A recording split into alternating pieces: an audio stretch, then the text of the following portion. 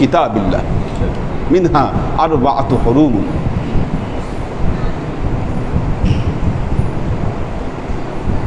ইবাদাল্লাহ ওয়া'লামু আন্না রাসূলুল্লাহ সাল্লাল্লাহু আলাইহি ওয়াসাল্লাম ফারাদা আলা কুল্লি মুসলিমিনা ওয়াল মুসলিমাত আন তাতলুবুল ইলমা আল ইলমাল ঈমান আল ইলমাল ইসলাম আল ইলমাল ঈমান আল ইলমাল ইহসান। وقال تعالى فاسألوا أهل الذكر إن كنتم لا تعلمون. وقال تعالى أطيعوا الله وأطيعوا الرسول وأولي الأمر منكم. وقال تعالى واتبع سبيل من أناب إلي ثم إلي مرجعكم فأنبئكم بما كنتم تعملون.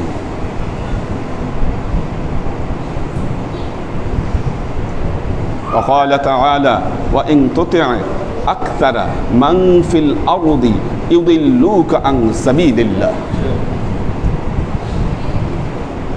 وقال رسول الله صلى الله عليه وسلم كن عالما تقى.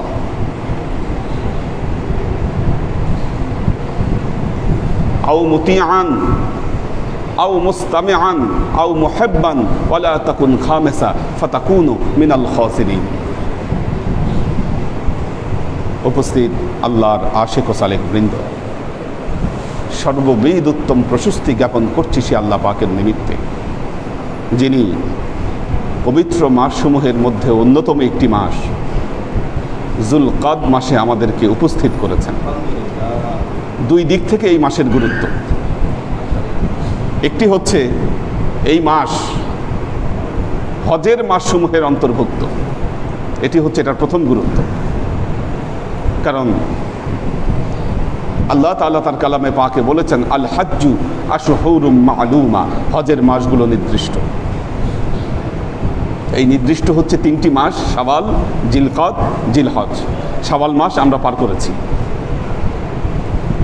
জিলকদ মাসের আরেকটি গুরুত্ব হলো এই জিলকদ মাস পবিত্র মাসসমূহের অন্তর্ভুক্ত।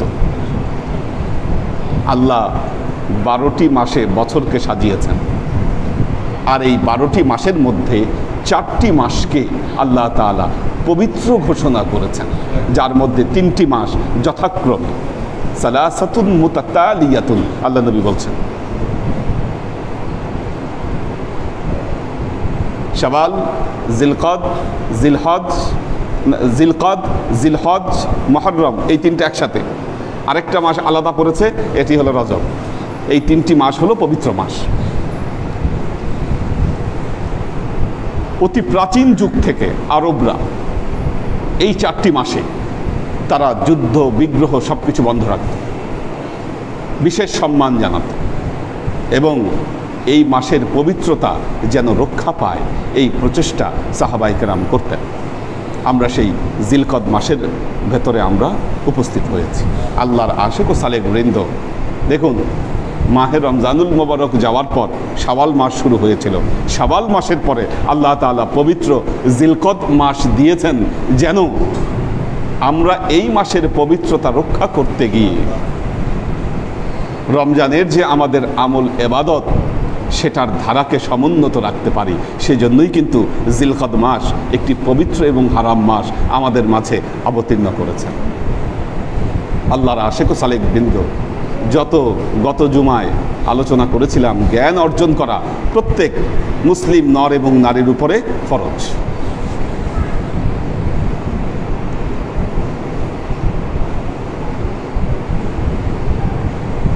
জ্ঞান অর্জন ফরজ। জ্ঞানের দুটো পার্ট, একটি হচ্ছে ফরজ জ্ঞান, একটি হলো নফল জ্ঞান। ফরজ জ্ঞান, দিন সম্পর্কে জ্ঞান অর্জন করা, এটি প্রত্যেক মুসলিম নর নারীর উপরে এটি আবশ্যক ফরজ। যিনি এটি করবেন না তিনি গুনাহগার হবেন। মুসলমান কোরআন পড়তে জানে না, মুসলমান নামাজের মাসলা মাসাইল সে জানে না, মুসলমান কিভাবে সে রোজা রাখবে, রোজা রাখা অবস্থায় কি তা সে করতে পারবে কি না করতে পারবে, এগুলা মাসলা মাসাইল সে জানে না। বিশেষ করে 3 প্রকার জ্ঞান আল্লাহ নবী বলেছেন, আল ইলমাল ইসলাম, আল ইলমাল ঈমান, আল ইলমাল ইহসান। অর্থাৎ একজন মুসলমানকে যেমনিভাবে আল ইলমাল ইসলাম,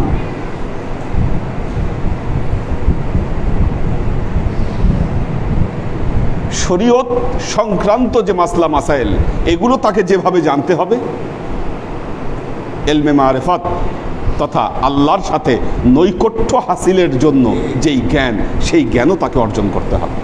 তবে হ্যাঁ, এই জ্ঞানের একটা অর্জনের একটা সিস্টেম আল্লাহ তাআলা বলে দিয়েছেন। দেখুন, وقال تعالى أطيعوا الله وأطيعوا الرسول وأولي الأمر منكم। আল্লাহ তার কালামে পাকে ইরশাদ করছেন, ইয়া আইয়ুহাল্লাযীনা আমানু, হে ঈমানদারগণ, আতিউল্লাহ, তোমরা আল্লাহকে মান্য করো, ওয়া আতিউর রাসূল, আল্লাহকে মান্য করবার জন্য, আল্লাহকে মানার জন্য তার রাসূলকে মান্য করো। রাসূল তো আজীবন থাকবে না, কাজী রাসূলকে মানার জন্য ওয়া উলিল আমরি মিনকুম। দেখুন, পবিত্র কোরআনের শব্দটি বলা হয়েছে উলিল আমরি মিনকুম। উল শব্দের অর্থ হচ্ছে অধিকারী, আমর শব্দের অর্থ হচ্ছে নির্দেশ, মিনকুম মানে হচ্ছে তোমাদের মধ্যে থেকে। তোমাদের মধ্যে থেকে তোমাদেরকে আল্লাহর পথে যিনি পরিচালনা করতে সক্ষম, আল্লাহ বিমুখ পথ থেকে যিনি তোমাদেরকে নিষেধ করতে সক্ষম, এমন একজনকে তোমরা মেনে চলো। অর্থাৎ শরীয়ত আপনাকে নির্দেশ দিচ্ছে জ্ঞান অর্জন করার জন্য শুধু থিওরিক্যাল জ্ঞান নয়, শিক্ষা এবং দীক্ষা উভয় প্রকার জ্ঞান আপনাকে অর্জন করতে হবে।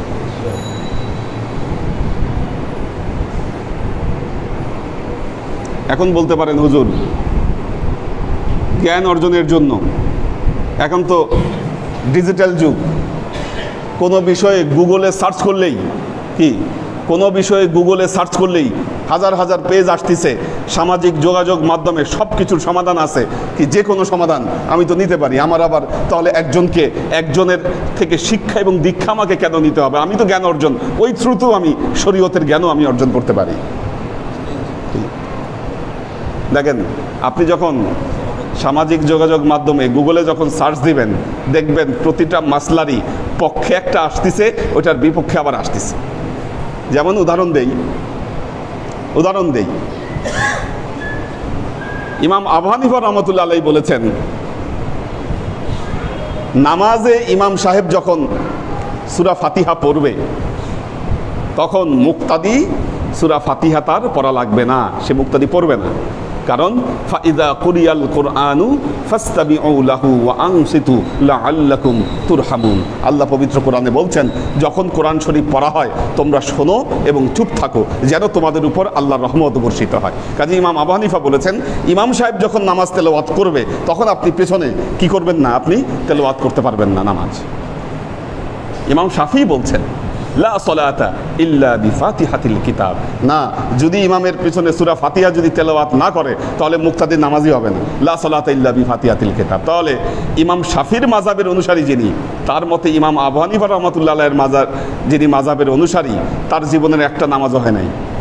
কি আবার ইমাম আবু হানিফার মতে শাফির মাযহাবের যিনি অনুসারী, থিওরিক্যাল অনুযায়ী নামাজ তো তার ঠিক হওয়ার কথা না। আল্লাহ কোনটাকে গ্রহণ করবে আর কোনটাকে আল্লাহ ফিরাই দিবে, বলেন রিজেক্ট করবে কোনটাকে? কাজেই বেসিক থিওরি হচ্ছে, আল্লাহ বলতেছেন তার কালামে পাকে, ওয়া ইন তুতি আকসারা মান ফিল আরদি ইউদিল্লুকা আন সাবিলিল্লাহ, তুমি যদি এই পৃথিবীতে একের অধিক কাউকে মান্য করতে চাও, ইউদিল্লুকা আন সাবিলিল্লাহ, আল্লাহর পথ থেকে তোমাকে দূরে সরায় দিবে।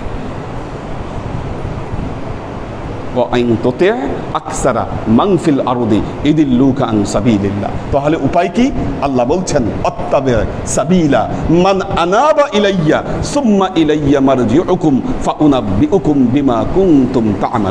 উপায় হলো এমন একজনের পথকে অনুসরণ করো, মান আনাবা ইলাইয়া, যেই ব্যক্তি আমার দিকে অগ্রসর হয়েছে, ফলশ্রুতিতে কি হবে? সুম্মা ইলাইয়া মারজিউকুম, তোমাদের প্রত্যাবর্তনের স্থল হব আমি আল্লাহ। ফাইউনাব্বিউকুম বিমা কুনতুম তা'মালুন, তোমাদের কর্মফল আমি তোমাদের হাতে বুঝাই দিই। প্রবলেম হলো ঘাটে ঘাটে মুফতি, ঘাটে ঘাটে কি ফয়সালা দেওয়া, রায় দেওয়ার মানুষের কোনো অভাব নাই। আজকের জীবনে অনেকেরই দেখবেন পীরের অ্যালার্জি। পীর বলতে কোরআন হাদিসে কিছু নাই। ঠিক আছে, পীর তো ফার্সি শব্দ, কোরআন হাদিসে পাবেন কেন? আরবি ভাষার কোরআন হাদিসে ফার্সি শব্দের পীর খুঁজে পাবেন আপনি? এর প্রতিশব্দ কি বলা আছে? নামাজ। নামাজ শব্দটা একটাবারও কোরআনে আছে? পেয়েছেন নামাজ শব্দ? এটা ফার্সি শব্দ, পাবেন কিভাবে? নামাজের প্রতিশব্দ সালাত। রোজা ফার্সি শব্দ, রোজা তো কোরআনে নাই, এর প্রতিশব্দ সাওম আছে। কি আবার দেখেন, পীরের সাথে কেবলা লাগিয়েছে, অ্যালার্জি, এটা শিরক। আরে ভাই, কেবলা শব্দ কিভাবে শিরক হলো? মৌলানা সাহেব যে নামের সাথে মৌলানা লাগাইছেন, এটা তো আল্লাহর ডাইরেক্ট সিফাত। কি ফানিআমাল মাওলা ওয়া নিআমান নাসির, আল্লাহ বলতেছে ফানিআমাল মাওলা ওয়া নিআমা, আমি হচ্ছি নিআমাল মাওলা, সর্বোত্তম মাওলা হলো আমি। কি এখন মৌলানা সাহেব যে নামের আগে লাগাইছেন মাওলানা, কি ওইটাতে কোনো কিছু নাই, কিন্তু হুজুর নামের সাথে কেবলা লাগাইছেন। প্রবলেম, কেবলার অর্থ কি এটাই সে জানে না। সেই মন্তব্যটা করছে কেন? কারণ সেই অর্থ জানে না। অভীষ্ট লক্ষ্য, সেটাকে বলা হয় কেবলা। তো আল্লাহর আশিক ও সালেক বৃন্দ, দেখুন, আপনি যে দ্বীনি জ্ঞান অর্জন করবেন, আল্লাহ তার কালামে পাকে বলছেন ফাসআলু আহলা যিকরি ইন কুনতুম লা তা'লামুন।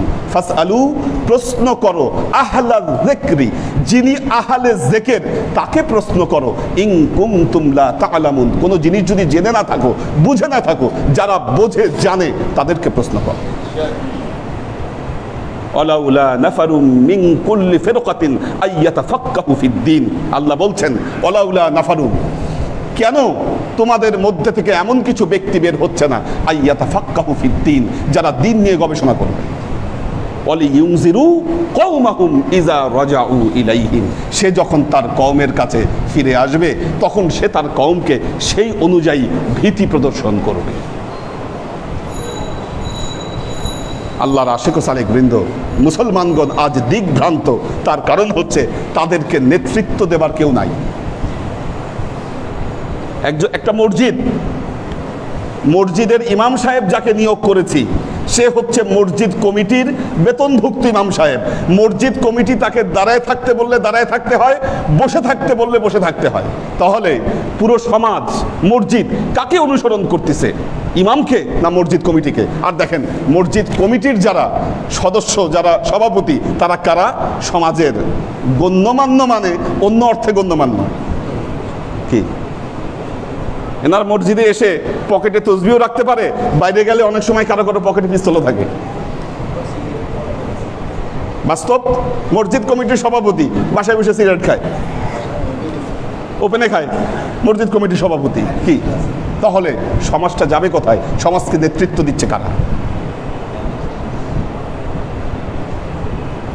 এই ইমামকে, কি এই ইমাম আর এই ইমামাধীন হওয়ার কথা আল্লাহর নবী তো শিখাই দিয়ে যাননি আমাদেরকে।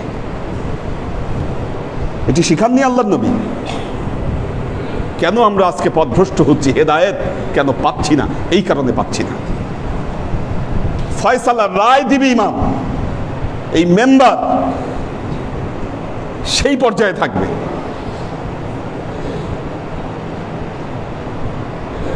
আল্লাহর আশিক ও সালেক বৃন্দ, আল্লাহ আমাদেরকে হেদায়েত দান করুন। বারাকাল্লাহু লানা ওয়া লাকুম ফিল কুরআনিল আযীম ওয়া নাফা'ানা ওয়া ইয়্যাকুম লা আয়াতি ওয়া যিকরিল হাকীম ইন্নাহু তাআলা জাওয়াদুন কারীমুম মালিকুন বার রাউফুর রহিম।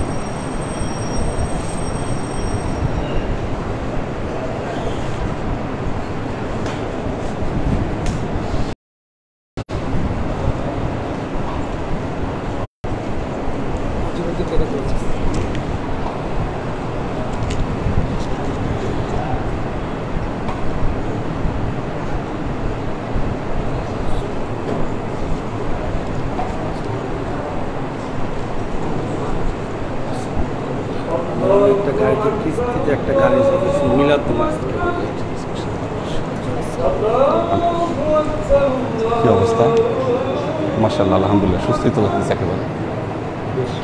ভালো আছে না? আলহামদুলিল্লাহ, আল্লাহ কবুল করুক, আল্লাহ ভরসা ইনশাআল্লাহ। খুশি হইলাম অনেক দেখে। আল্লাহ أشهد أن محمدا رسول الله أشهد أن محمدا رسول الله حي على الصلاة حي على الصلاة حي على الفلاح حي على الفلاح الله أكبر الله أكبر لا إله إلا الله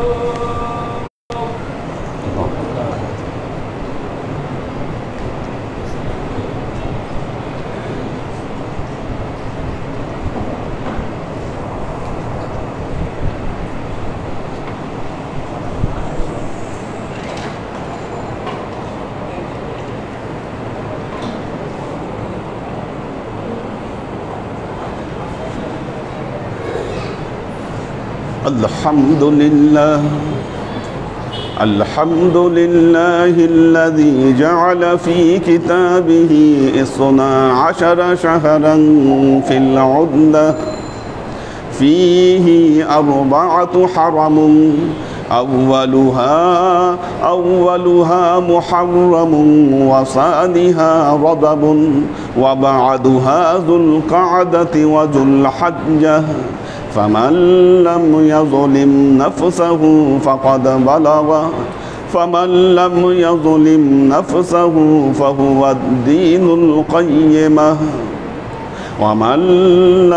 ومن عطع ربه فقد بلغ قصده والحمد لله الذي يقبل التوبة عن عباده ويعفو عن السيئة وهو الحنان المنان على العاصين وعلى أهل الطاعة فنشهد أن لا إله إلا الله وحده لا شريك له ونشهد أن سيدنا وسندنا ونبينا محمدا صلى الله عليه وسلم فصلى الله تعالى عليه وعلى آله وأزواجه وذريته وأهل بيته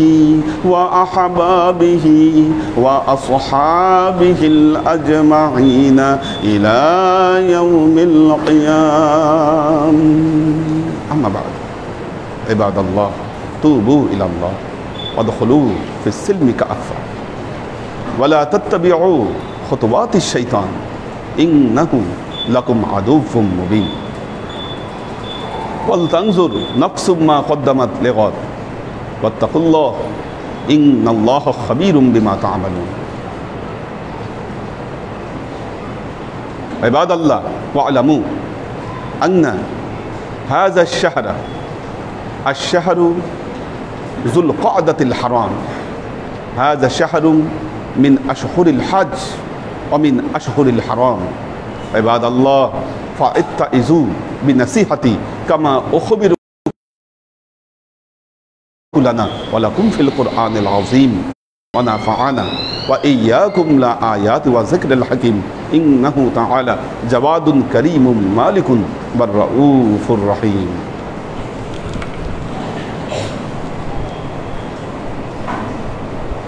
نحمده ونستعينه ونستغفره ونؤمن به ونتوكل عليه ونعوذ بالله من شرور أنفسنا ومن سيئات أعمالنا من يهد الله فهو المهتدي ومن يضلل فلن تجد له وليا مرشدا فنشهد أن لا إله إلا الله وحده لا شريك له ونشهد أن سيدنا وسندنا ونبينا محمدا صلى الله عليه وسلم الذي أرسله الله بالحق بشيرا ونذيرا وداعيا إلى الله بإذنه وسراجا منيرا.